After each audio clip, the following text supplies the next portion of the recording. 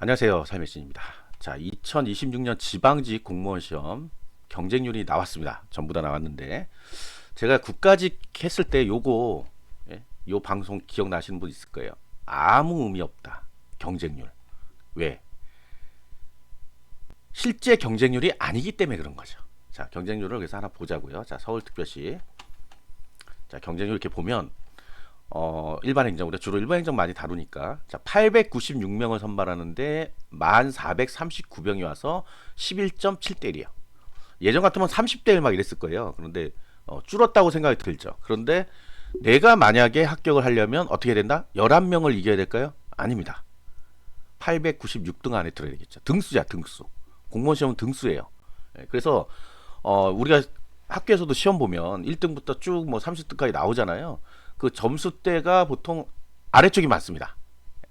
원래 평균을 맞춰주려고 70점 요게 많아져야 되는데 사실 아래쪽이 더 많아요. 특히 이제 공무원 시험은 특이한 게 과락이 많이 나옵니다. 과락은 이제 한 과목이라도 40점이 안 되면 과락이에요. 그러니까 35점 맞았다. 그럼 과락이란 말이에요. 과락이 되면 무조건 탈락시킵니다. 아예 자격조차가 안 되는 거예요. 공무원의 자격이 안 된다. 그래서 그냥 탈락시키기 때문에 그 인원이 한 40%가 넘습니다. 물론 이제 국어 영어가 좀 뭐라 그럴까요? 합격한 사람들 입장에서는 좀 쉬워졌다. 물론 떨어진 사람 입장에서는 뭐 여전히 어렵다. 그러지만 예전보다는 과락이 덜 나옵니다. 국어 영어가. 그래서 나머지 과목에서 과락 맞으면 40% 정도가 나오는데 물론 국어 영어 포함돼서 그런 거예요. 그 사람들 빼고 나면 사실 여기서 10,000명 중에 40%몇 명이 4,000명, 4,000명. 그럼 6,000명이 남았어요. 이제 6,000명. 6,000명 중에도 상위권에 들어가야 합격하는 거잖아요. 896등 안에 들어야 합격하는 거잖아요. 실질적으로. 그러면 6,000명 중에 나는 어디 있냐? 나. 그러니까 이 경쟁률은 다른 사람들은 필요 없어요. 나의 실력이 896등 안에 들 정도가 될까? 그러면 896등이 몇 점일 줄 알고. 근데 되게 뻔한 얘기지만 공무원 시험에서 합격하시는 분들 점수가 높습니다. 높아요. 물론 등수로 자른 것도 있지만 높단 말이야. 최소 80점은 일단 무조건 넘어야 됩니다. 지금 상황에서는. 90점에서 왔다 갔다 하는 경우가 많거든요. 그게 이제 출제기조 변경되면서부터 더 심해졌는데 그렇게 하면 나는 그럼 80점 이상 받을 수 있는 상황인가? 그 정도의 실력이 되냐? 그게 중요한 부분인데 여러분들 거꾸로 11.7대 1이네 높네. 끝. 그리고 맨날 그래요. 경쟁률이 높아서 떨어졌다. 경쟁률이 높아서 떨어지는 건 아니란 말이죠. 제가 그랬잖아요. 상위권보다는 하위권에 많이 다 몰려있단 말이에요. 그럼 경쟁이 사실은 없는 거예요. 따져보면. 실력만 되면 합격한다는 뜻이잖아. 실력만 되면. 이걸 이해를 잘 못하시는 분도 있던데 하향 평준화돼 있단 말이에요. 공무원 시험 자체가. 시험 보러 오시는 분들이 뭐 한두 달 공부하신 분들, 뭐 1년을 공부했는데 막상 실제 공부는 안 하신 분들이 상당수다. 무늬만 공시생이라 그러죠. 무늬만 공시생. 그러니까 문제는 나도 무늬만 공시생이냐, 아니면 나는 진짜 제대로 공부해서 최소 80점 이상은 받을 수 있느냐. 그럼 80점 이상 되는 사람들끼리 원래 경쟁을 하는 거란 말이에요. 그래서 그 경쟁률이 진짜 경쟁률인 거예요.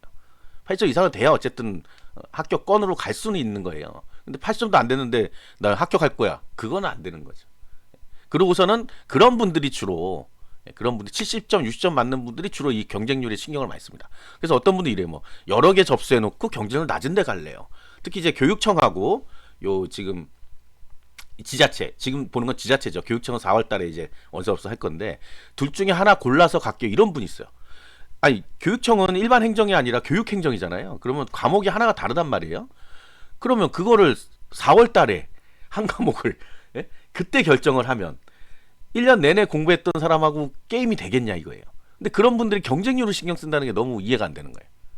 그쵸? 차라리 공부를 해서 내가 아까 얘기한 80점 이상 되면 그걸로 하겠다 이렇게 되면 몰라도 그냥 경쟁률 보고 낮은 거 같게요.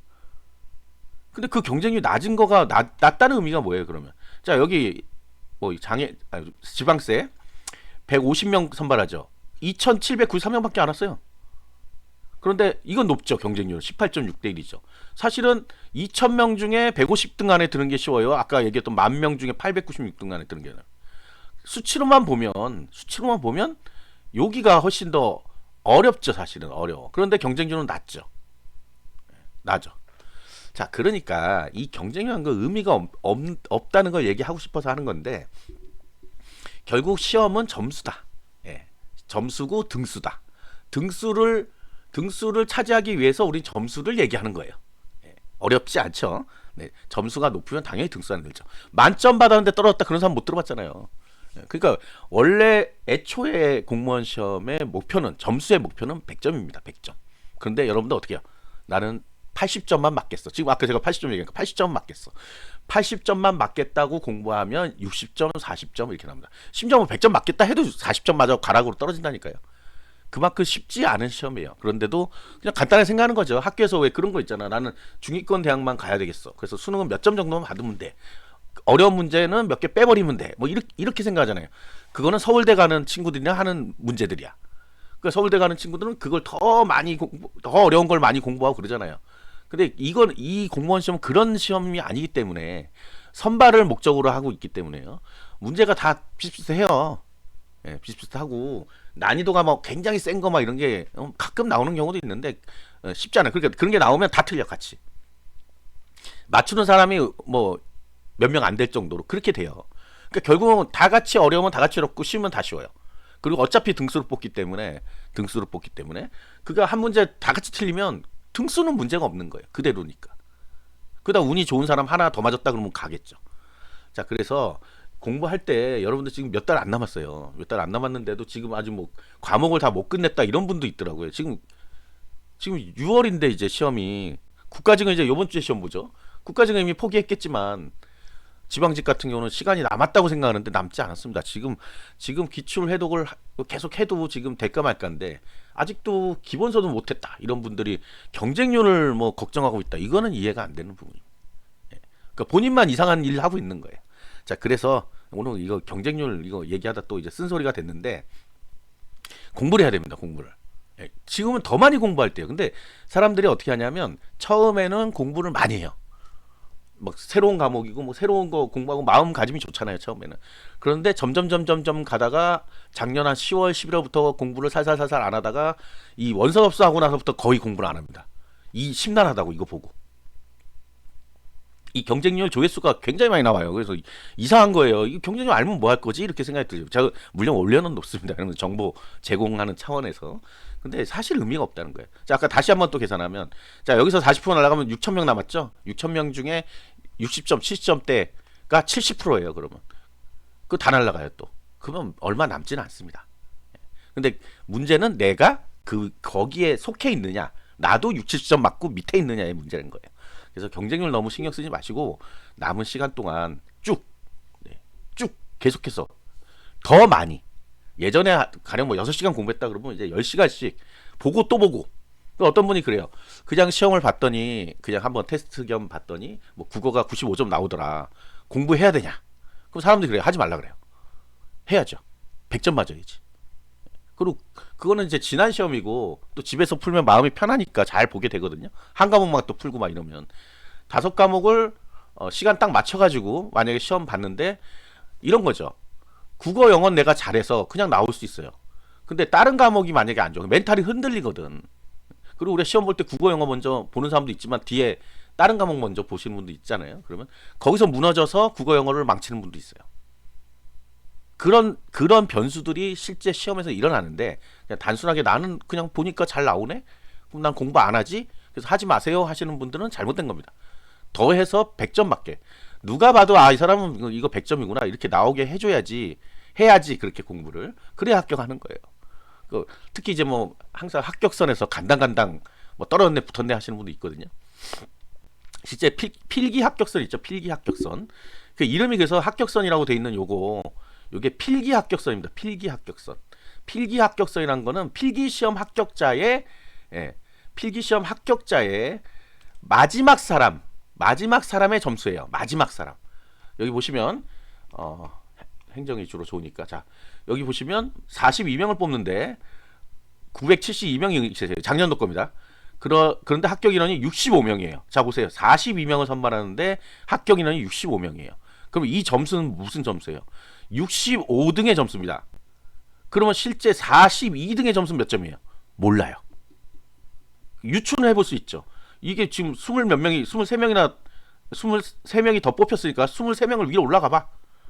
최소 이거보다 2, 3점은 더 높아지겠죠, 당연히. 이 동점으로 65명이 쭉 온 건 아닐 테니까. 그러면 이 점수가 실제 합격 점수가 아니라는 거죠.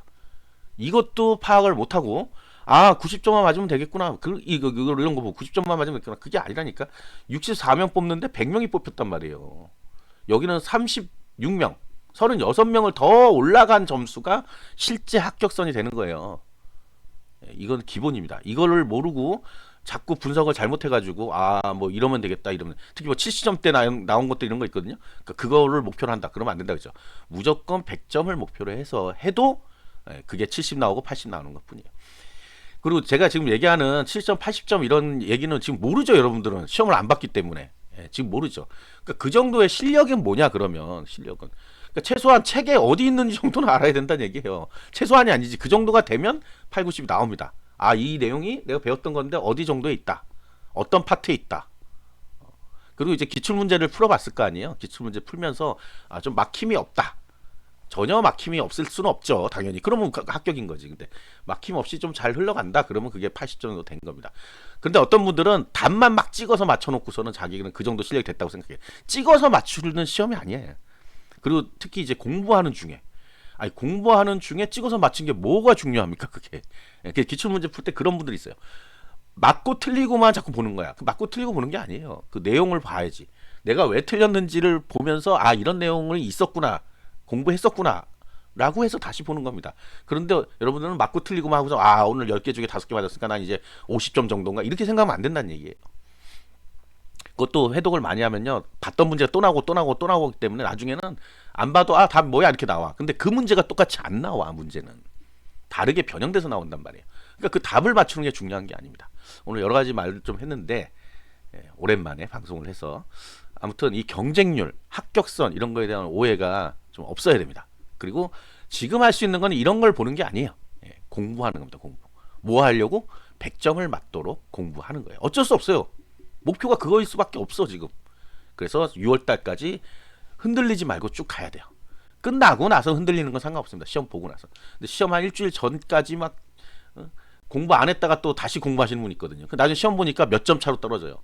그러니까 다음 연도 또 기약해. 근데 그 다음 연도 되잖아요. 똑같습니다. 똑같이 그때 공부 안 해요. 그러고서 또 떨어져요. 이렇게 2, 3년, 3년, 4년, 5년 이렇게 가는 거예요. 나는 왜 자꾸 떨어지지 이런다고요. 제일 공부 많이 해야 될 때 공부를 안 하기 때문에 떨어지는 겁니다. 자, 아무튼 공부가 관건이에요. 지금 공무원이 다시 부활하고 있습니다. 놀랍게도 제가 공무원 이 컨텐츠 한 지가 꽤 됐는데 푹 이렇게 떨어지고 있었어요. 근데 다시 올해부터 반등을 하고 있습니다. 지금. 그 실제 응시 인원수가 늘었어요. 실질적으로. 물론 그 중에 제가 아까 좀 가락도 많고 하지만 어쨌든 간에 지금 다시 인기가 좀 생기고 있다. 이유는 아시죠? 뭐 전쟁도 났고 뭐도 하고 하니까. 그래서 지금 다시 좀 인기가 있는데 중요한 거. 자, 마지막으로 중요한 거. 나보다 공부 잘하는 사람이 들어오면 어려운 겁니다. 어려워지는 거예요. 나보다 공부 못하는 사람이 많이 들어오는 건 상관이 없어요. 그게 경쟁률이 의미가 없다는 얘기잖아요. 나보다 공부 못하는데 상관없잖아요. 근데 뭐 이제 학교 다닐 때처럼 전교 1등이 전학 왔더라. 그러면 안 되는 거죠. 내가 등수 하나 밀리게 되잖아요. 그 등수 밀림으로 해서 난 떨어지게 되고. 자, 그런데 지금 상황이 그렇게 될 가능성이 좀 있다는 겁니다. 뒤늦게 합류하신 분들 중에 공무원을 목표로 하지 않았는데 들어올 수 있어요. 옛날에 코로나 때 그랬어요. 그래서 합격 점수 많이 올라가고 그런 분들이 근데 다니다 그냥 그만두고 그래서 또 많이 빠져나가고 했는데, 자, 어쨌든 나는 시험에 합격해야 하기 때문에 그거를 꼭 생각하셔야 됩니다. 그러면 남들보다 내가 우월하게 어떻게 해야 되냐? 결국은 공부 시간이고 공부 양이에요. 방법이 없습니다. 아시겠죠? 구독과 좋아요, 알림 설정 감사합니다.